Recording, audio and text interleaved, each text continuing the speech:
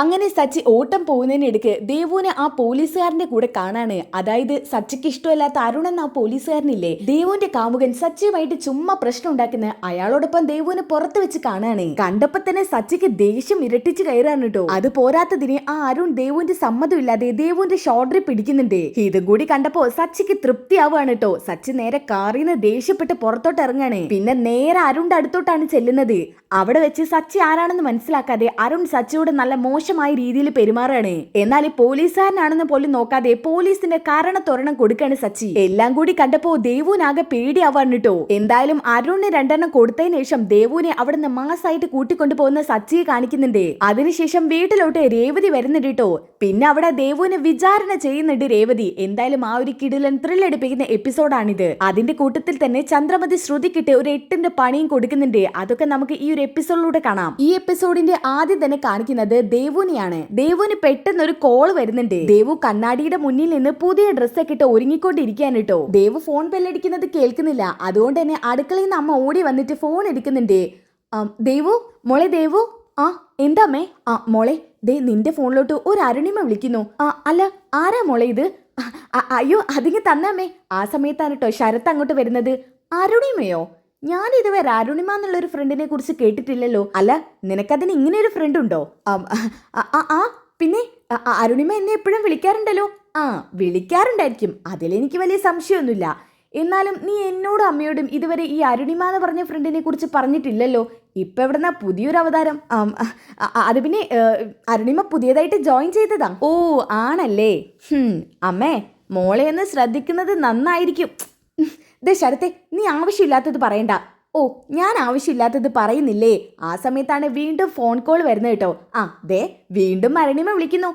ഒരു കാര്യം ചെയ്യ്, നീ ഞങ്ങളുടെ മുന്നിൽ നിന്ന് അവളോട് സംസാരിക്കുക. അങ്ങനെയാണെങ്കിൽ ഞാനും അമ്മയും കൂടി ഇത് അരുണിമയാണെന്ന് കൺഫേം ചെയ്യാം. അപ്പൊ അമ്മ പറയുന്നുണ്ട് കേട്ടോ. എന്നാ പിന്നെ അവന്റെ സംശയം അങ്ങ് തീർത്തു കൊടുത്തേക്ക് മോളെ. അയ്യോ അമ്മേ, എനിക്കതിന് ഒട്ടും സമയമില്ല. ഇപ്പൊ പെട്ടെന്ന് തന്നെ ഇറങ്ങണം. ഓ പിന്നെ ഇത്രയും നേരം കണ്ണാടിയുടെ മുന്നിൽ നിന്ന് ഒരുക്കമായിരുന്നു. ദേ ഇപ്പൊ ആ ഫോൺ എടുക്കാൻ പറഞ്ഞപ്പോഴേ ഒട്ടും സമയമില്ല. ഈ പോക്ക് അത്ര നല്ലതിനല്ല.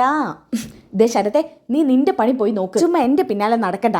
ഇതും പറഞ്ഞുകൊണ്ട് ദേവു ആണെങ്കിൽ ആ ഫോണായിട്ട് ഒരു സൈഡിലോട്ട് പോകുന്നുണ്ട് കേട്ടോ. ആ സമയത്ത് അമ്മ ചോദിക്കുന്നുണ്ട്, മോനെ ശരത്തെ, നീ എന്താ ഇങ്ങനെയൊക്കെ പറയുന്നത്? ഒന്നുമില്ലാമേ, ഞാൻ വെറുതെ. അല്ല, നിന്റെ മനസ്സിൽ എന്തോ ഉണ്ട്, അതുകൊണ്ടാ നീ എപ്പോഴും ദേവുവിനോട് ഇപ്പം ഇങ്ങനെ സംസാരിക്കുന്നത്. ദേവുവിൻ്റെ മനസ്സിൽ അങ്ങനെ വല്ല ചിന്തയുണ്ടാവോ? അത് ദേവുവിൻ്റെ കൂട്ടുകാരി ആയിരിക്കില്ലേ? അമ്മ വെറുതെ അതും ഇത് ആലോചിച്ച് ടെൻഷൻ അടിക്കണ്ട. ഇത് ഞാൻ പൊക്കിക്കോളാം. ഇനി അങ്ങനെ വല്ലതും അവളുടെ മനസ്സിലുണ്ടെന്നുണ്ടെങ്കിൽ അതുടനെ ചേച്ചി അറിയിക്കണം. വേണ്ട, വെറുതെ എന്തിനാ ആ പാവത്തിനെയും കൂടി ഇതിലോട്ട് വലിച്ചിടുന്നത്? അല്ലെങ്കിൽ തന്നെ ആ വീട്ടിൽ 100 കൂട്ടം പ്രശ്നങ്ങളാ. ഇടയ്ക്ക് ആ ശ്രുതി കാണിച്ച കള്ളത്തരം നീ അറിഞ്ഞില്ലേ മോനെ? ആ മലേഷ്യൻ കഥയും ഇളയച്ചനും ഒക്കെ കള്ളമായിരുന്നത്രേ. എന്നോട് ദേവു ഇടക്ക് പറഞ്ഞു. എന്നാലും അമ്മേ, അവരെന്തൊരു പേരും കള്ളിയാണല്ലേ. ഇങ്ങനെയൊക്കെ ഒരു മനുഷ്യന് ജീവിതത്തിൽ കള്ളം പറയാൻ പറ്റുമോ? ഇങ്ങനെ കള്ളം പറഞ്ഞ് ജീവിക്കുന്നത്? ഒന്നും അറിയില്ല. ഇപ്പൊ ചന്ദ്രോദയത്തില് അതിനെ ചൊല്ലിയുള്ള പ്രശ്നങ്ങളാ. ചന്ദ്രമതി ആണെങ്കിൽ സുധിയെയും ശ്രുതിയെയും വേർപിരിക്കാനുള്ള എല്ലാ പണിയും ഒപ്പിക്കുന്നുണ്ടെന്നാ രേവതി എന്നോട് പറഞ്ഞത്. ഇങ്ങനെ ഒരു കല്ലിയോടൊപ്പം സുധിയേട്ടൻ ജീവിക്കണ്ടേ? ഇതിനേക്കാൾ ഭേദം ആ ബന്ധം അങ്ങ് വേണ്ടാന്ന് വെക്കുന്നതല്ലേ അമ്മേ? അതെങ്ങനെയാ മോനെ? 2 വർഷം അവർ ഒരുമിച്ച് ജീവിച്ചില്ലേ? ഇങ്ങനെ പെട്ടെന്നൊക്കെ എടിപിടിന്ന് തീരുമാനം എടുക്കാന്ന് പറഞ്ഞാ അതൊന്നും ശരിയല്ല. ആലോചിച്ചും കണ്ടും വേണം ഇതിനൊരു തീരുമാനം എടുക്കാൻ. മോനെ, നീ പോയിട്ട് പാല് വാങ്ങിച്ചോണ്ട് വാ. ഇവിടെ പാല് തീർന്നിരിക്കുക. ചിലപ്പോ നിന്റെ ചേച്ചി ഇങ്ങോട്ട് വരും. ചേച്ചി വരുന്നുണ്ടോ? എന്നാ പിന്നെ നമുക്ക് കാര്യമായിട്ട് എന്തെങ്കിലും വാങ്ങിക്കാമേ. കൂട്ടത്തിൽ സച്ചേട്ടനോട് കൂടി വരാൻ പറ. ഏയ്, സച്ചിക്ക് ഒഴിവില്ലെന്നാ പറഞ്ഞത്. എന്തായാലും രേവതി മോള് വരുമെന്ന് പറഞ്ഞിരുന്നു. ശരിയമ്മേ. ഓക്കെ, ഇനി അതൊക്കെ കഴിഞ്ഞിട്ട് കാണിക്കുന്നത് ചന്ദ്രോദയമാണ്. സുധിയാണെങ്കിൽ ആകെ വിഷമിച്ചോണ്ട് ടയേർഡായിട്ട് എന്തോ ആലോചിച്ചോണ്ട് പുറത്ത് വന്നിരിക്കുന്നുണ്ട് കേട്ടോ. ആ സമയത്ത് സച്ചി അങ്ങോട്ട് വരുന്നുണ്ട്. സച്ചിയാണെങ്കിൽ ഓട്ടത്തിന് പോവാൻ വേണ്ടി ഇറങ്ങാൻ നിൽക്കാണ്. പെട്ടെന്നാണ് സുധിയെ കാണുന്നത്. ഇവനപ്പ ഷോറൂമിൽ പോയില്ലേ? ഡാ സുധി, ഇന്നെന്താ ഷോറൂം തുറന്നില്ലേ? ഇല്ല. അതെന്തു പറ്റി? സ്റ്റാഫുകളില്ലേ? അവരൊക്കെ ഉണ്ട്. പിന്നെന്താ നീ തുറക്കാത്തത്? എടാ എന്തോ എനിക്കിപ്പോൾ ഷോറൂം തുറക്കാൻ തോന്നുന്നില്ല. അന്ന് മദ്യപിച്ച് ഞാൻ എന്തൊക്കെ പ്രശ്നങ്ങൾ ഉണ്ടാക്കി. ആളുകളുടെ മുന്നിൽ ഞാൻ എങ്ങനെ തലയുയർത്തി നടക്കുക? ഇപ്പോഴും നീ അതേക്കുറിച്ചാണ് ആലോചിക്കുന്നത്? എടാ, എൻ്റെ പഴയ കാര്യങ്ങളൊക്കെ നിനക്ക് അറിഞ്ഞൂടെ? എപ്പോഴും ഇതുപോലെ സങ്കടം വന്നാലും സന്തോഷം വന്നാലും മദ്യപിച്ച് ആകെ പ്രശ്നം ഉണ്ടാക്കും. എന്നറിയാത്ത നാട്ടുകാരും ഉണ്ടായിരിക്കില്ല. അതിൽ നിന്നൊക്കെ ഞാൻ ഒരുപാട് മാറിയില്ലേ? ആ സമയത്ത് എന്നെ നാട്ടുകാർ കണ്ട പോലെയാണ് ഇപ്പം കാണുന്നത്. നിനക്കൊരു വിഷമം വന്നു, നീ അല്പം മദ്യപിച്ചു. ആദ്യമായിട്ട് മദ്യപിക്കുന്നതുകൊണ്ട് അതിൻ്റെതായ ചില പ്രശ്നങ്ങളുണ്ടായിരുന്നു. അതല്ലാതെ ഇവിടെ വേറെ പ്രശ്നമൊന്നുമില്ല. എടാ, നീ അതൊക്കെ ഒഴിവാക്ക്. അത്തരം ചിന്തകൾ മനസ്സിൽ നിന്ന് എടുത്ത് കളഞ്ഞാലേ നിനക്കിനി പോസിറ്റീവായിട്ട് കാര്യങ്ങൾ ചിന്തിക്കാൻ പറ്റൂ. ദേ, നീ തന്നെ നാഴികയ്ക്ക് 40 വട്ടം പറയുന്നില്ലേ നിനക്ക് 7 ഡിഗ്രി ഉണ്ടെന്നൊക്കെ. അതൊക്കെ പ്രയോജനപ്പെടുത്തടാ. ദേ, നിന്റെ ഷോറൂം എങ്ങാനും ഇനി അടിച്ചുപൊട്ടി പോയി കഴിഞ്ഞാലേ ഇത് ശ്രുതിയില്ലാത്തതുകൊണ്ടാണെന്ന് നാട്ടുകാർ പറയും. വെറുതെ എന്തിനാ അതൊക്കെ കേൾപ്പിക്കുന്നത്? അതുകൊണ്ട് നീ ജോലിക്ക് പോവാൻ നോക്ക്. എടാ, എനിക്ക് അതുകൊണ്ട് മാത്രമല്ല, അവിടെ ചെന്ന് കഴിഞ്ഞാൽ ചിലപ്പോൾ എന്നെ തേടി ശ്രുതി അങ്ങോട്ട് വരും. അവൾ എനിക്ക് കാണണ്ട. അവിടെ വെച്ച് അവളെ എനിക്ക് ഫേസ് ചെയ്യാൻ പറ്റുന്നില്ല. ഓ, അപ്പോൾ അവൾ അങ്ങോട്ട് വരുന്നുണ്ടോ? ഇടയ്ക്കൊക്കെ എന്നെ കാണാൻ അങ്ങോട്ട് വരും. ചെയ്ത തെറ്റിനെക്കുറിച്ച് പറഞ്ഞ് പശ്ചാത്തപിക്കും. എന്നിട്ടെന്താ കാര്യം? ഇത്രയും വലിയ കള്ളം മറച്ചു വെച്ചിട്ട് മറ്റുള്ളവരെ പറ്റിച്ചതും പോരാ. എടാ, ഇനി അതൊക്കെ നീ മറക്കാൻ നോക്ക്. അവൾക്ക് അങ്ങ് ക്ഷമിച്ചു കൊടുത്തേക്ക്. ഇനി ഇതുപോലെ വല്ല തെറ്റും ചെയ്താ ഇതുപോലെ ആയിരിക്കില്ല ഇനി പ്രതികരിക്കാന്ന് അവളുടെ മുഖത്ത് നോക്കി പറയണം. നീ ഒന്ന് സ്ട്രോങ് ആയി നിന്നാലേ അവൾക്കൊരു പേടിയൊക്കെ കാണും. പിന്നെ ഒരു കാര്യം, നീ ഇനി നിന്റെ ജീവിതത്തിലോട്ട് അവളെ ക്ഷണിക്കുന്നുണ്ടെങ്കിൽ അവളുടെ ബാക്ക്ഗ്രൗണ്ട് മൊത്തം നീ അറിഞ്ഞിരിക്കണം. എനിക്കറിയാം നിനക്ക് അവളെ ഇഷ്ടമാണെന്നുള്ളത്. അവൾക്ക് നിന്നെയും വലിയ കാര്യമാണെന്ന് നീ പറയുന്നു. പക്ഷേ ആ കാര്യത്തിൽ എനിക്ക് വലിയ ഉറപ്പൊന്നുമില്ല. എന്നാലും നിന്റെ വിശ്വാസം കൊണ്ട് ഞാൻ പറയുക, ഇനി വീണ്ടും അവളെ തിരികെ വിളിക്കാൻ വല്ല തയ്യാറെടുപ്പ് ഉണ്ടെങ്കിൽ അവൾ ആരാണെന്നോ എന്താണെന്നോ കൃത്യമായിട്ട് മനസ്സിലാക്കിയിരിക്കണം. എന്നിട്ട് മാത്രം അവൾ ഇവിടോട്ട് കയറ്റിയാൽ മതി. ആ സമയത്ത് ചന്ദ്രമതി അങ്ങോട്ട് വരുന്നുണ്ട് കേട്ടോ. ഡാ, നീ ആരാടാ അവളെ തിരികെ വിളിക്കാൻ പറഞ്ഞു കൊടുക്കാൻ? ആ സമയത്ത് സച്ചയാണെങ്കിൽ ഒരു പുച്ഛഭാവത്തോടെ നിൽക്കുന്നുണ്ട്. നിന്നോടാ ചോദിച്ചത് എന്റെ മകന്റെ കാര്യത്തിൽ തീരുമാനം എടുക്കാൻ നീ ആരാണെന്ന്. അതെ, ഇത് നിങ്ങളുടെ മകനാണെന്നുണ്ടെങ്കിലേ എന്റെ ഏട്ടനും കൂടിയാ. ഓ, അവന്റെ ഒരു ഏട്ടൻ. എന്നിട്ടാണോടാ അവന് നല്ലത് പറഞ്ഞു കൊടുക്കുന്നതിന് പകരം നീ അവളെ വിളിച്ചോണ്ട് വരാൻ പറഞ്ഞു കൊടുക്കുന്നത്? അവള് ചെയ്ത തെറ്റിന്റെ ആഴത്തെക്കുറിച്ച് ഞാൻ പറഞ്ഞു തരേണ്ട ആവശ്യമില്ലല്ലോ നിനക്ക്. നീയും ഇവളും കൂടിയല്ലേ അത് കണ്ടുപിടിച്ചത്. എന്നിട്ട് നീ തന്നെ അവളെ തിരികെ വിളിക്കാൻ പറയാണോ? പിന്നെ എന്തിനാണ് സത്യമൊക്കെ വന്ന് പറഞ്ഞത്? അതങ്ങ് മൂടി വെച്ചിട്ടായിരുന്നോ? ദേ അമ്മേ, സത്യം എന്നായാലും പുറത്ത് വരും. അവളൊരു കള്ളം ചെയ്തു, ആ സത്യം പൊളിഞ്ഞു. അതിനുള്ള ശിക്ഷ അവക്ക് നമുക്ക് കൊടുക്കാം. അതിനു പകരം ബന്ധം വേർപിരിപ്പിക്കാനൊന്നും അമ്മ നോക്കണ്ട. അത് ശരി, എന്റെ മകന്റെ കാര്യത്തിൽ തീരുമാനം എടുക്കുന്നതേ ഞാനാണ്, അല്ലാതെ നീയല്ല. ഇവൻ ഞാൻ പറഞ്ഞതുപോലെ ചെയ്യൂ. ആണോടെ ശ്രീ? നിന്റെ കാര്യത്തിൽ തീരുമാനം എടുക്കുന്നത് അമ്മയാണോ? പറയടാ, നിനക്ക് ഇനിയും നാവില്ലേ? ഇനി നീ അമ്മ പറയുന്നത് കേട്ട് ഇങ്ങനെ മിണ്ടാണ്ടിരിക്കുകയാണോ? അമ്മ പറയുന്നത് നീ എന്തൊക്കെ കേട്ടിട്ടുണ്ടോ അതിലൊക്കെ നിനക്ക് നാശം മാത്രമേ ഉണ്ടായിട്ടുള്ളൂ. ഇനിയും നീ അമ്മ പറയുന്നത് കേൾക്കാൻ പോവാണോ? എടാ സച്ചി, നിങ്ങളൊക്കെ ഒന്ന് നിർത്തുന്നുണ്ടോ? എനിക്കൊന്നാമതേ വയ്യ. കുറച്ച് ആശ്വാസത്തിന് വേണ്ടിയാ ഒറ്റയ്ക്ക് ഇവിടെ വന്നിരുന്നത്. കേട്ടല്ലോ സച്ചി, നിന്റെ ഔദാര്യമൊന്നും അവന് വേണ്ട ആവശ്യമില്ല. അവന് നല്ല ഭംഗിയും സമ്പത്തും ഉള്ളൊരു പെണ്ണിനെ ഞാൻ കാണിച്ചു കൊടുക്കും. രേവതിയെ, ഇപ്പോഴും ഇവരുടെ കണ്ണ് സ്വത്തിലും ഭംഗിയിലുമാ. ഇവരൊന്നും ഈ ജന്മം നന്നാവാൻ പോകുന്നില്ല. ഇവരുടെ കാൽക്കിഴി കിടക്കുന്ന ഇവനും. ഇതും പറഞ്ഞോണ്ട് സച്ചി അവിടെ നിന്ന് ദേഷ്യം പിടിച്ച് പോവാൻ കേട്ടോ. അപ്പോൾ തന്നെ ചന്ദ്ര പറയുന്നുണ്ട് കേട്ടോ, മോനെ സുധി, അവൻ പറഞ്ഞു തന്ന കാര്യങ്ങളൊക്കെ മനസ്സിൽ നിന്ന് ഒഴിവാക്കിയേക്ക്. അവൻ വീണ്ടും അവളെ നിന്റെ തലയെ കെട്ടിവെക്കാൻ നോക്കുന്നത് എന്തിനാണെന്നറിയോ? ആ രേവതി ഉണ്ടല്ലോ, കാശിന് ഗതിയില്ലാത്തവള്. അവളെ പോലെ തന്നെ നിന്റെ ഭാര്യയും ആവണമെന്നുള്ളതുകൊണ്ടാ ആ ശ്രുതി കാക്കാശിന് ഗതിയില്ലാത്തവളാണെന്ന് അറിഞ്ഞല്ലോ. ഇനി അവളെ എങ്ങനെയെങ്കിലും നിന്റെ തലയെ കെട്ടിവെക്കണം. അത് മാത്രമാണ് ആ സച്ചിയുടെ ചിന്താഗതി. അവനെ എനിക്കറിഞ്ഞൂടെ, കുരുട്ടുബുദ്ധിക്കാരൻ. അമ്മേ, സച്ചി അങ്ങനെയൊന്നും ചിന്തിച്ചിട്ടില്ല. എന്റെ നല്ലതിനു വേണ്ടിയല്ലേ സച്ചി അങ്ങനെയൊക്കെ പറയുന്നത്. അത് ശരി, അപ്പൊ അവന് ഒരു സെക്കൻഡ് കൊണ്ട് നിന്റെ മനസ്സ് മാറ്റിയെടുത്തല്ലേ? അമ്മേ, അതുകൊണ്ടല്ല അമ്മേ ഞാൻ പറഞ്ഞത്. ശ്രുതിയെ ഒറ്റയടിക്ക് ഒഴിവാക്കാന്നൊക്കെ പറഞ്ഞ അത് നടക്കുന്ന കാര്യമാണ് അമ്മേ. പിന്നെ എന്തുകൊണ്ട് നടക്കില്ല? നിന്നെ വഞ്ചിച്ചവൾ അവള്. ആ പേരും പറഞ്ഞ് നേരെ വക്കീലിന്റെ അടുത്ത് നിന്ന് ഡിവോഴ്സിന് അപ്ലൈ ചെയ്യണം. അവൾ അതിൽ ഒപ്പിട്ട് തന്നിരിക്കണം. അത്രയും വലിയ കള്ളമല്ലേ അവൾ നമ്മളോട് പറഞ്ഞത്. ഇങ്ങനൊരു കാര്യം പറഞ്ഞൊന്നും ഡിവോഴ്സ് കിട്ടില്ല അമ്മേ. അതെന്താ കിട്ടാത്തത്? ഇത്രയും വലിയ കല്ല് വെച്ച് നുണ പറഞ്ഞിട്ട് കിട്ടില്ലെന്നോ? അമ്മേ, എന്നോട് ഈ കാര്യം പറഞ്ഞ് അമ്മ വെറുതെ പ്രശ്നം ഉണ്ടാക്കരുത്. ഡിവോഴ്സിന്റെ കാര്യമില്ലേ, നമുക്ക് സാവകാശം എന്താന്ന് വെച്ചാൽ തീരുമാനിക്കാം. എനിക്കിപ്പം നല്ല തലവേദനയുണ്ട്. മോനെ, നീയൊന്നും കഴിച്ചിട്ടില്ലല്ലോ, എന്തെങ്കിലും വന്ന് കഴിക്ക്. എനിക്കിപ്പോൾ ഒന്നും വേണ്ട. അമ്മേ, എനിക്ക് കുറച്ചു നേരം ഒറ്റയ്ക്കിരിക്കണം. എന്നെ ഒന്ന് വെറുതെ വിട്. അങ്ങനെ ചന്ദ്രമതി വിഷമിച്ചോണ്ട് അവിടെ നിന്ന് എഴുന്നേറ്റ് പോകുന്നുണ്ട് കേട്ടോ. ഓക്കെ, ഇനി അതൊക്കെ കഴിഞ്ഞിട്ട് കാണിക്കുന്നത് ശ്രുതിയാണ്. മീരയുടെ വീടാണ് കേട്ടോ കാണിക്കുന്നത്. പെട്ടെന്ന് കോളിംഗ് ബെൽ അടിക്കുന്നുണ്ട്. ഹാളിൽ ഇരിക്കുന്ന മീരയും ശ്രുതിയും പെട്ടെന്ന് ആ കോളിംഗ് ബെല്ലെ ശ്രദ്ധിക്കാൻ കേട്ടോ. അപ്പൊ മീര പറയുന്നുണ്ട്, ശ്രുതി, ആ ഡോറൊന്ന് പോയി തുറന്നേ. ഞാനോ? നിനക്ക് വേണ്ടവരാരെങ്കിലും ആയിരിക്കില്ലേ? എന്റെ ശ്രുതി, അവിടെ നിന്ന് എഴുന്നേറ്റ് പോയി തുറക്കുന്നതിൽ എന്താ ഇത്ര പ്രശ്നം? ഇങ്ങനൊരു മനുഷ്യൻ മടി കാണിക്കാൻ പാടില്ല. ദേ, ഞാൻ ഒരുപാട് വർക്ക് ചെയ്തുകൊണ്ടിരിക്കുക. നിന്നോടൊന്ന് ആ ഡോർ ഓപ്പൺ ചെയ്യാനല്ലേ പറഞ്ഞുള്ളൂ. ശരി, ഞാൻ തുറക്കാം. ഇനി അതിന് നീ അതും ഇതും പറയണ്ട. ഇതും പറഞ്ഞുകൊണ്ട് ശ്രുതി പോയിട്ട് ഡോർ തുറക്കുന്ന സമയത്ത് ചന്ദ്രമതിയാണ് കാണിക്കുന്നത്. ആന്റി, അയ്യോ, എനിക്ക് വിശ്വസിക്കാൻ പറ്റുന്നില്ല. ആന്റി എന്താ ഇവിടെ? ആന്റി അവിടെ നിൽക്കാതെ അകത്തോട്ട് വാ. ആ സമയത്തും ചന്ദ്രമതി ആണെന്നുണ്ടെങ്കിൽ ശ്രുതിയുടെ മുഖത്തോട്ട് തുറിച്ച് നോക്കാനിട്ടോ. അല്ല ആന്റി എന്താ അകത്തോട്ട് വരാത്തത്? അതിന് മീരയിലല്ലോ എന്നെ അകത്തോട്ട് ക്ഷണിച്ചത്. ഇത് മീരയുടെ വീടല്ലേ? മീരയുടെ വീട് എന്റെ വീട് പോലെ തന്നെയാ. ഇത് ആന്റി എന്റെ വീട് പോലെ കണ്ടാ മതി. അതെങ്ങനെയാടി ഇത് നിന്റെ വീടാവുന്നത്? നിനക്ക് ഇതുപോലത്തെ ഒരു വീട് വാങ്ങാനുള്ള ഗതി വല്ലതും ഉണ്ടോ? അതല്ല, രേവതിയുടെ ആ പിച്ച വീട് വാങ്ങാനുള്ള ഗതിയെങ്കിലും നിനക്കുണ്ടോ? ആന്റി ആന്റി എന്താ ഇവിടെ വന്നിട്ട് ഇങ്ങനെയൊക്കെ സംസാരിക്കുന്നത്? ആന്റി എന്നെ തിരികെ വിളിക്കാൻ വന്നതല്ലേ? തിരികെ വിളിക്കാൻ വന്നത്? നിന്നെയൊക്കെ ആരാടി തിരികെ വിളിക്കുന്നത്? ശ്രുതി ആരാ? ആന്റിയാ. ആന്റിയോ? ആന്റി വന്നിട്ടെന്താ അവിടെ തന്നെ നിൽക്കുന്നത്? അകത്തോട്ട് ഇരിക്ക ആന്റി. അതിന് നീ എന്നെ അകത്തോട്ട് വിളിച്ചില്ലല്ലോ, ഇവളല്ലേ വിളിച്ചത്. ഞാൻ വിളിക്കുന്നതും ശ്രുതി വിളിക്കുന്നതും ഒരുപോലെയല്ല ആന്റി. അല്ല, ഇവളല്ലല്ലോ ഈ വീട്ടുകാരി, നീയല്ലേ? എന്നിട്ട് ചന്ദ്ര ആ വീട് ചുറ്റിലൊന്ന് നോക്കുന്നിട്ടോ. ഇത് വലിയ വീടാണല്ലോ. എന്താ ആന്റി നോക്കുന്നത്? ഏയ് ഒന്നുമില്ല. അല്ല, ഈ വീട്ടിൽ വേറെ ആരുമില്ലേ? വഴി കൂടെ പോകുന്നവരൊക്കെ പിടിച്ചു കയറ്റാൻ ഇതെന്താ വഴിയമ്പലാണോ? ആന്റി, ഇവിടെ ഞാനും എൻ്റെ ഒരു ഹെൽപ്പർ മാത്രമേ ഉള്ളൂ. എൻ്റെ പപ്പയും അമ്മയൊക്കെ വിദേശത്താ. അവരാണെങ്കിൽ ഇടയ്ക്ക് മാത്രമേ വരൂ. ഞാനിവിടെ ഒറ്റയ്ക്കാ. അതേതായാലും നന്നായി. ഊരും പേരും അറിയാത്ത ഇവളെപ്പോലുള്ളവർക്കൊക്കെ കിടക്കാൻ വേണ്ടി ഇതുപോലുള്ള സ്ഥലങ്ങളൊക്കെ ഉണ്ടല്ലോ. എൻ്റെ മീരെ, നിനക്ക് ഇങ്ങനെ ഹെൽപ്പർ വിളിക്കുന്ന നേരം കൊണ്ട് ഇവളെ ഹെൽപ്പറാക്കി വെച്ചൂടെ? അതാവുമ്പോ കാശ് കൊടുക്കാതെ ഇവക്കിവിടെ ഒരു അഭയം ആവല്ലോ. ആന്റി, ഞാൻ ശ്രുതി അങ്ങനെയൊന്നും കാണുന്നില്ല. ശ്രുതി എൻ്റെ അടുത്ത കൂട്ടുകാരിയാ. എനിക്ക് അവൾ അങ്ങനെയൊന്നും കാണാനും പറ്റില്ല. അല്ല, ആന്റി എന്തിനാ വന്നത്? ശ്രുതിയെ തിരികെ വിളിക്കാനല്ലേ? അല്ല, അങ്ങനെ ഒരു അതിമോഹം മനസ്സിൽ കരുതേം വേണ്ട. ഞാൻ വന്നിരിക്കുന്നത് ഒരു പേപ്പർ തരാൻ വേണ്ടിയാ. പേപ്പറോ? എന്ത് പേപ്പർ?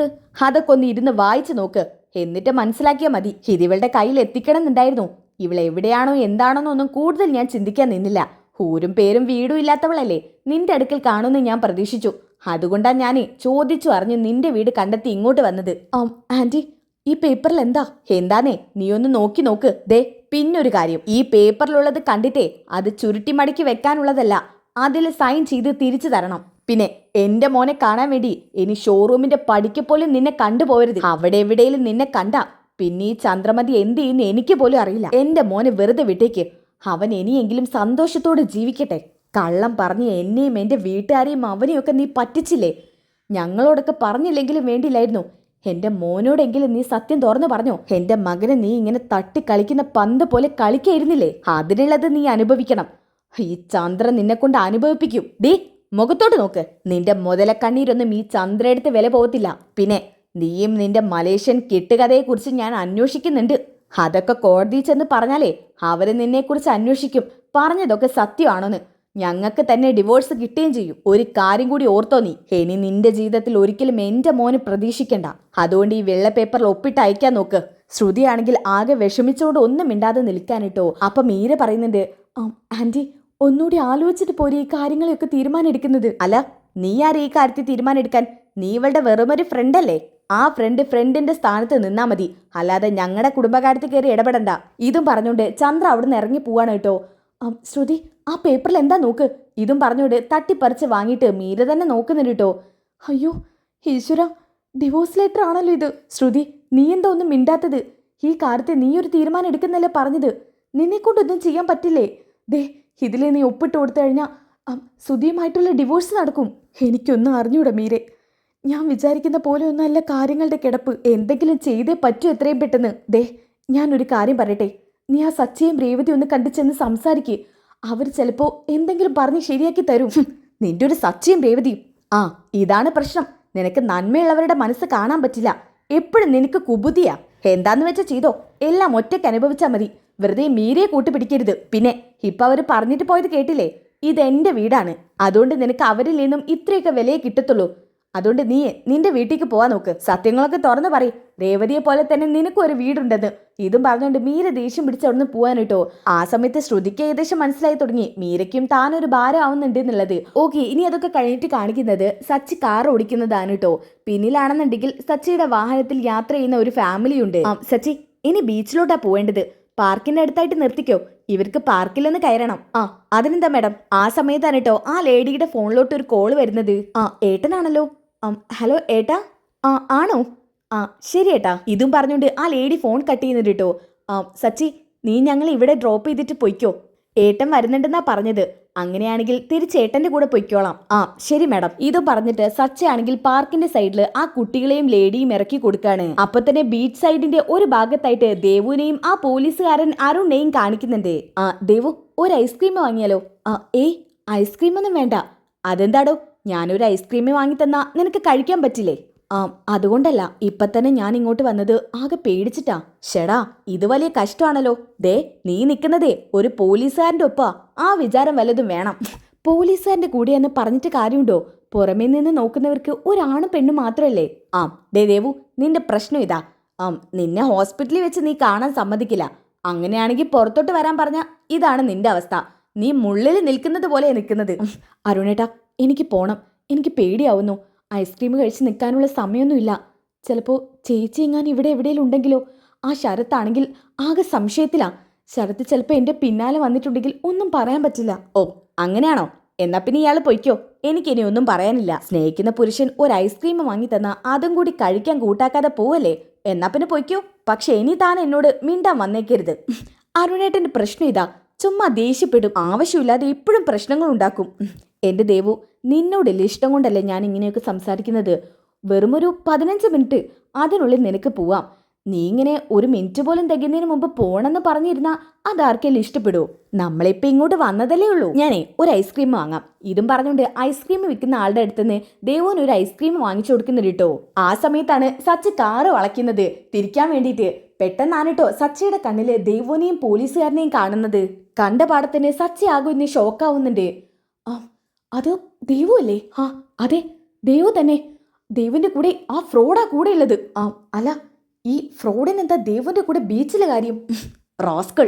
ഇത് പറഞ്ഞുകൊണ്ടിരിക്കുന്ന സമയത്താണ് കേട്ടോ സ്നേഹത്തോട് കൂടിയിട്ട് അരുണാണെങ്കിൽ ദേവുവിന്റെ ഷോൾഡറിലൂടെ ഒന്ന് കൈയിടുന്നത്. എന്നിട്ട് ദേവുവിന്റെ ഷോൾഡറിൽ ഒന്ന് പിടിക്കുന്നുണ്ട് കേട്ടോ. ഇത് കണ്ടപ്പോ തന്നെ സച്ചയ്ക്ക് ദേഷ്യം വരുന്നുണ്ട്. ഹെടാ, നീ എന്റെ പെങ്ങളുടെ ദേഹത്തെ തൊടുവല്ലേ? ഇതും പറഞ്ഞുകൊണ്ട് സച്ച കാറിൽ നിറങ്ങി നേരെ അങ്ങോട്ട് കയറി ചെല്ലാൻ കേട്ടോ. ഡാ, പെട്ടെന്ന് തന്നെ പേടിച്ചോണ്ട് അയാൾ കൈയെടുക്കുന്നുണ്ട്. അരുണാണെങ്കിൽ സച്ചയെ കണ്ടിട്ട് ആകെ അന്തം വിട്ട് നിൽക്കാൻ കേട്ടോ. ഇവനെന്താ ഇവിടെ? ആ സമയത്ത് ദേവു ആണെങ്കിൽ ആകെ പേടിക്കുന്നുണ്ട്. സാറേ, സാറെന്താണാവോ ഇവിടെ? ഡാ, നീ എന്തിനാ എന്റെ അടുത്തോട്ട് വരുന്നത്? വരണ്ട ആവശ്യം വന്നു സാറേ. അതുകൊണ്ടാണ് ഇപ്പൊ സച്ചി ഇവിടെ വന്നിരിക്കുന്നത്. ഒരു സച്ചി എവിടെ ചെന്നാലും നീ പിടിവിടാതെ എന്റെ കൂടെ ഉണ്ടല്ലോ. ദേവു, ഇയാളെ മനസ്സിലായോ? ഇയാളാണ് ഞാൻ പറഞ്ഞ കക്ഷി, ആ സച്ചി. ആ സമയത്ത് ദേവ് പേടിച്ച് നിൽക്കാൻ കേട്ടോ. ഈശ്വര, അരുണേട്ടൻ പറഞ്ഞ സച്ചിയേട്ടനായിരുന്നു. ഈ പോലീസുകാരനാണെങ്കിൽ ദേവുവിന്റെ അടുത്തോട്ട് ഒന്നുകൂടി അടുത്തിരിക്കുന്ന കണ്ടിട്ട് സച്ചയ്ക്ക് ദേഷ്യം വരുന്നുണ്ട് കേട്ടോ. സാറേ, ഇതൊക്കെ മോശമല്ലേ? ഒന്ന് വിട്ടിരുന്നേ. ഞാൻ എന്റെ പെണ്ണിന്റെ കൂടെ ഇരിക്കുന്നതിന് നിനക്കെന്താടാ പ്രശ്നം? നിനക്കെന്താ ഇത്ര കഴപ്പ്? അല്ല, വീട്ടിലിരിക്കുന്ന ഭാര്യ പോരാത്തതുകൊണ്ടാണോ? എന്താ പറഞ്ഞത്? ഇതും പറഞ്ഞുകൊണ്ട് പോലീസുകാരന്റെ ഷോൾഡറിൽ കയറി പിടിക്കുന്നുണ്ട് കേട്ടോ. വിടരെന്നെ, നീ എന്തിനാടാ എന്നെ കയറി പിടിക്കുന്നത്? ആ സമയത്ത് ചുറ്റിലും ആള് കൂടാൻ കേട്ടോ. ഞാൻ നിന്നോട് മര്യാദയ്ക്കാ പറഞ്ഞത് മാറിയിരിക്കാൻ. അതിന് നീ ആരടാ എന്നോട് മാറിയിരിക്കാൻ പറയാൻ? ഞാൻ എനിക്ക് ഇഷ്ടമുള്ളത് ചെയ്യും. നീ എന്താ എന്റെ അച്ഛനാണോ അതോ അമ്മയോ? വലിയ തന്തക്കളി കളിക്കാൻ. ആ സമയത്ത് ദേവു പറയുന്നുണ്ട്, അരുണേട്ടാ ഒന്നും മിണ്ടാതിരിക്കേ. നീ മിണ്ടായിരിക്കും ദേവു. ഇവന് കൊടുക്കാനുള്ളത് കൊടുക്കാത്തതിന്റെ കഴപ്പാ. ഇപ്പൊ നീ എന്റെ ഷോൾഡറിൽ കയറി പിടിച്ചു. എന്തിന്? ഇപ്പൊ ഞാൻ അങ്ങോട്ട് വന്നതല്ലോ, നീ ആയിട്ട് ഇങ്ങോട്ട് വന്നതാ. എന്റെ ഷോൾഡറിൽ കയറി പിടിക്കുന്നത് ചുറ്റിലുള്ളവർ കണ്ടു ചെയ്തു. വീഡിയോ എടുക്കുകയാണെങ്കിൽ എടുത്തോട്ടെ, എന്നാലും നിന്റെ ഭാഗത്താ തെറ്റ്. വെറുതെ ഇരിക്കുന്ന ഞങ്ങളുടെ അടുത്ത് വന്ന് ചൊറിയാൻ നിന്നു. നീ ഇവളെയും കൂടി ചൊറിഞ്ഞു എന്ന് ഞാനങ്ങ് കേസിലെഴുതി കൊടുക്കും. എന്തായാലും ദേവു, ഞാൻ ഇവനെയും കൊണ്ട് നേരെ സ്റ്റേഷനിലോട്ട് പോവാ. അയ്യോ വേണ്ട അരുണേട്ടാ. അതെന്താ വേണ്ടെന്ന്? ഇത് നീയാണോ തീരുമാനിക്കേണ്ടത്? നിയമത്തിന്റെ നേർക്ക് പോട്ടെ. നടക്കടാ. സാറേ, കൈവിട്. ഇതുവരെ സച്ച് മര്യാദയ്ക്കാ സംസാരിച്ചത്. ആണോ? എന്നാ പിന്നെ നീ നിന്റെ തനി സ്വരൂപത്തിലൊന്ന് സംസാരിച്ചേ, ഞാനൊന്ന് കാണട്ടെ. അയ്യോ, ഞാൻ പേടിക്കാൻ റെഡിയായി നിൽക്കുക. ദേവുവിനാണെങ്കിൽ ഒന്നും പറയാൻ പറ്റുന്നില്ല കേട്ടോ. ആ സമയത്ത് ആ പോലീസുകാരൻ ദേവുവിന്റെ ഷോൾഡറിൽ ഒന്നുകൂടി കൈയിട്ടിട്ട് പറയുന്നുണ്ട്, ഇതേ എന്റെ പെണ്ണാ.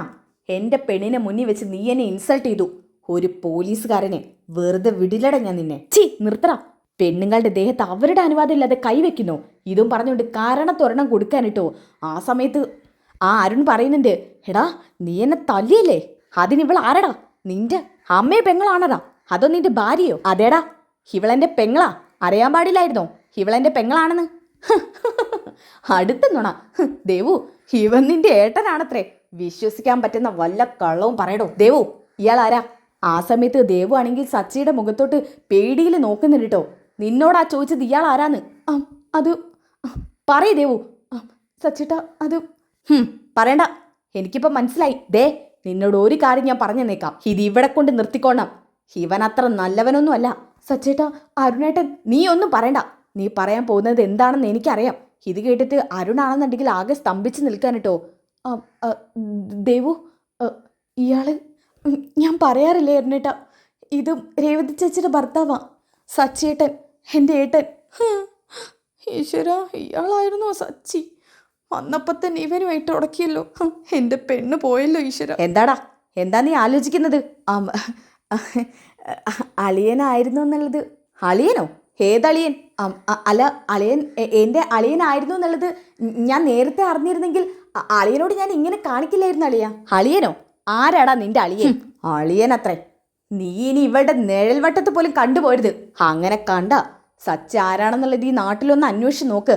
ഈ കൈയും കാലും ഇതുപോലെ വേണമെന്നുണ്ടെങ്കിൽ മര്യാദയ്ക്ക് നടന്ന സാറിന് നന്ന്. അതല്ല സച്ചിയെ വെറുതെ ഇടയ്ക്കാനാണ് തയ്യാറെടുപ്പെങ്കിൽ സാറ് നല്ല കാലോടെ വേറെ സ്ഥലത്തോട്ട് ട്രാൻസ്ഫർ വാങ്ങി പോയില്ല. ദേവു വാ. ഇതും പറഞ്ഞുകൊണ്ട് ദേവുവിന്റെ കൈ പിടിച്ച് കാറിലോട്ട് കയറ്റാണ് കേട്ടോ. ഈശ്വര, അങ്ങനെ ആ പെണ്ണ് പോയി. അയ്യോ, ഞാൻ എന്തൊരു മണ്ടനാ. ശോ, അമ്മ എന്നോട് എപ്പോഴും പറയാറുണ്ട് ആവശ്യമില്ലാതെ ഒരാളുമായിട്ട് വഴക്കിന് പോരുതെന്ന്. അവസാനം എൻ്റെ പെണ്ണും പോയി. ഞാനിനി അമ്മയോട് ഇതെങ്ങനെ പറയും? ദേവുവിന് എനിക്ക് മറക്കാനും പറ്റില്ല. ഞാനിനി എന്താ ചെയ്യാം? ഓക്കെ, അങ്ങനെ ആ പോലീസുകാരൻ ആകെ നാണം കയറാൻ കേട്ടോ. എല്ലാവരും അയാളെ തന്നെ നോക്കിക്കൊണ്ട് നിൽക്കുകയാണ്. ഓക്കെ, ഇനി അതൊക്കെ കഴിഞ്ഞിട്ട് കാണിക്കുന്നത് ദേവുവിൻ്റെ വീടാണ്. സച്ചിയുടെ കാറാണെങ്കിൽ അങ്ങോട്ട് കയറ്റുന്നുണ്ട്. എന്നിട്ട് ദേവുവിനെയും കൊണ്ട് നേരെ വീട്ടിലോട്ട് കയറുമ്പോൾ അവിടെയാണെങ്കിൽ ദേവതി ചായ കുടിച്ചിട്ട് സന്തോഷിച്ചുകൊണ്ടിരിക്കുന്നുണ്ട് കേട്ടോ. ആഹാ, സച്ചേട്ടാ, അല്ല ദേവു കൂടെ ഉണ്ടോ? ഇന്ന് ജോലിയിലായിരുന്നോ ദേവു? ദേവു ആണെങ്കിൽ സങ്കടപ്പെട്ടുകൊണ്ട് അകത്തോട്ട് കയറി പോകുന്നുണ്ട് കേട്ടോ. സച്ചേട്ടാ, എന്താ സച്ചേട്ടാ? ദേവുവിന് എന്തു പറ്റി? ആ സമയത്ത് സച്ച് നടന്ന കാര്യങ്ങളൊക്കെ പറയുന്നുണ്ട് കേട്ടോ. ആ പോലീസുകാരനെ കുറിച്ചും പറയുന്നുണ്ട് കേട്ടോ. ഇതൊക്കെ കേട്ടപ്പോൾ രേവതിക്ക് ദേഷ്യം വരുന്നുണ്ട്. ദേവു ദേവു അപ്പോൾ ദേവുവിൻ്റെ അമ്മയാണെങ്കിൽ കരയുന്നുണ്ട് കേട്ടോ. ഈശ്വര, എന്തൊക്കെ ഞാൻ ഈ കേൾക്കുന്നത്. അവളെങ്കിലും ഈ കുടുംബത്തെ രക്ഷിക്കുന്ന പ്രതീക്ഷിച്ചിരുന്നു. പക്ഷേ ആ പ്രതീക്ഷയൊക്കെ അവൾ തട്ടിത്തെറിപ്പിച്ച് കളഞ്ഞല്ലോ. അമ്മ വിഷമിക്കാതിരിക്കേ. ദേവു ആണെങ്കിൽ ആ സമയത്ത് തല താഴ്ത്തിക്കൊണ്ട് അവരുടെ മുന്നിലോട്ട് വരുന്നുണ്ട് കേട്ടോ. അപ്പോൾ ശരത്ത് പറയുന്നുണ്ട്, കണ്ടോ നിൽക്കണ നിൽപ്പ്, ഞാൻ അപ്പം തന്നെ പറഞ്ഞില്ലേ എന്തോ കള്ള ഒപ്പിച്ച് വെച്ചിട്ടാ നിൽക്കുന്നതെന്ന്. ഇപ്പം സച്ചേട്ടനായിട്ട് പ്രശ്നം ഉണ്ടാക്കുന്ന ഒരുത്തനായിട്ടാ കൂട്ട്. ഹെടി ദേവു, ഈ കേട്ടതൊക്കെ സത്യമാണോ? സച്ചേട്ടൻ പറഞ്ഞത് സത്യമാണോന്ന്? അതെ. ഓഹോ, അപ്പം നിന്നെ വിശ്വസിച്ച് നല്ലൊരു ജോലിക്ക് പറഞ്ഞേച്ച് ഇത്രയും കാലം പഠിപ്പിച്ച് അതൊക്കെ നീ ഒറ്റ നിമിഷം കൊണ്ട് മറന്നോ ദേവു? ചേച്ചി, അത്രയും വലിയ തെറ്റാണ് ഞാൻ ചെയ്തത്. സ്നേഹിക്കുന്ന പുരുഷനോടൊപ്പം ഒന്ന് സംസാരിച്ചതല്ലേ. സച്ചേട്ടനുമായിട്ട് എപ്പോഴും പ്രശ്നം ഉണ്ടാക്കുന്ന പോലീസുകാരൻ, സച്ചേട്ടനെ സ്റ്റേഷനിൽ ഇടാൻ വേണ്ടി തക്കം പാത്തിരിക്കുന്ന ഒരു മനുഷ്യൻ, അയാളെയാണോ നീ വിവാഹം കഴിക്കാൻ പോകുന്നത്? അങ്ങനെ ഒരുത്തനാണ് നീ കണ്ടുവച്ചേക്കുന്നത്. മോളെ ദേവു, ഏട്ടൻ ചുമ്മാ പറയുന്നതല്ല. അയാളൊരു ഫ്രോഡാ. അയാൾ ഒരു മനുഷ്യപ്പറ്റില്ലാത്ത വ്യക്തിയാ. അയാൾ ഒരിക്കലും മോളെ സന്തോഷത്തോടെ നോക്കില്ലെന്ന് എനിക്ക് ഉറപ്പുണ്ട്. ഇപ്പം തന്നെ കണ്ടില്ലേ, 10-15 സ്ഥലത്ത് നിന്ന് ട്രാൻസ്ഫർ വാങ്ങിയിട്ടാ അയാൾ ഇപ്പം നമ്മുടെ നാട്ടിലെത്തിയിരിക്കുന്നത്. അതുകൊണ്ടാണ് നിന്നോട് ഞാൻ പറഞ്ഞത്, നന്നായിട്ട് ആലോചിച്ചൊരു തീരുമാനം എടുക്ക്. സ്നേഹിച്ചവരെ തമ്മിൽ ഒന്നിപ്പിക്കുന്നതിൽ എനിക്കും രേവതിക്കും ഒരു ഇഷ്ടക്കേടുമില്ല. ഇപ്പം അടുത്ത് തന്നെ ഞാനും രേവതിയും കൂടി നടത്തിയ കല്യാണം നിനക്കറിയില്ലേ? അതുപോലെ തന്നെയാണ് നിന്റെ കല്യാണം ഞങ്ങൾക്കും. നീ ഞങ്ങളുടെ സ്വന്തം അനിയത്തിയാ, സ്വന്തം ചോര. നിന്റെ കാര്യവും നിന്റെ സന്തോഷമല്ലേ ഞങ്ങൾ നോക്കത്തുള്ളൂ. അതുകൊണ്ട് ഇതെന്തായാലും ഞാൻ സമ്മതിക്കില്ല. കാരണം ഇവനൊരു ഫ്രോഡാ. നിങ്ങൾക്കാർക്കും ഇഷ്ടമില്ലാത്ത ബന്ധത്തിന് ഞാൻ നിൽക്കില്ല. എനിക്ക് എൻ്റെ കുടുംബം, ചേച്ചിയും ചേട്ടനൊക്കെ വലുത്. നിങ്ങൾ പറയുന്നത് കഴിഞ്ഞിട്ട് എനിക്ക് ബാക്കി എന്ത് കാര്യമുള്ളൂ?